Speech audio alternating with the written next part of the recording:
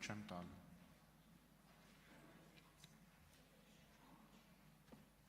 Սիրելի հայրենակիցներ, այս ամբիոնից քիչ առաջ Ռուբեն Ռուբինյանը հերթական անգամ կեղտեց հայ ժողովրդի վերջին 35-40 տարվա պատմությունը աղավաղեց, հայտարարելով, որ Հրայր Մարուխյանը Դաշնակցության բյուրոյի ներկայաց 3 կուսակցություններով համատեղ հայտարարություն են արել ընդդեմ անկախության։ Եթե ցույց տա Ռուբեն Ռուբինյանը այդ համատեղ հայտարարությունը, ես այս ամբիոնից պատրաստ եմ փոխել իմ անունը։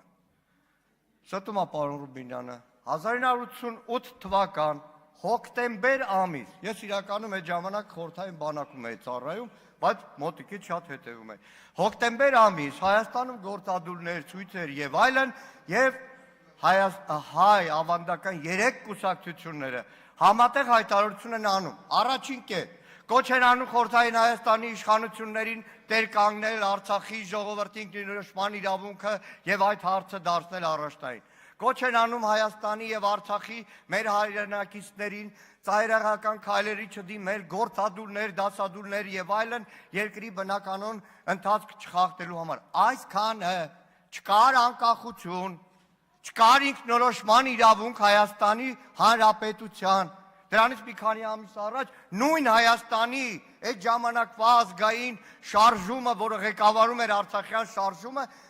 88 թվականի մայիսի 28-ին եռագույնով բեմ մի տակ չկանգնեց։ Չկար 88 թվականին անկախության շարժումը, որ այստեղից էլ չարաշահելով շատերի ինստիտուցիոնալ հիշողությունը փորձեն խաբել, մոլորեցնել հայ ժողովրդին, թե 88 թվականին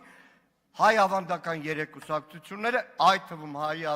հեղափոխական դաշնակցությունը դեմ են արտահայտվել Հայաստանի անկախության շարժմանը։ Իրականում անկախական շարժման մասին ժամերով կարելի է պատմել, թե ոնց էր այդ ժամանակ ազատության հրապարակը նաև երկփեղված անկախականների մի խումբ եւ ոչ անկախականների այդ ժամանակվա այդպես ազգային առաջնորդություն։ Այսքանը, շնորհակալություն։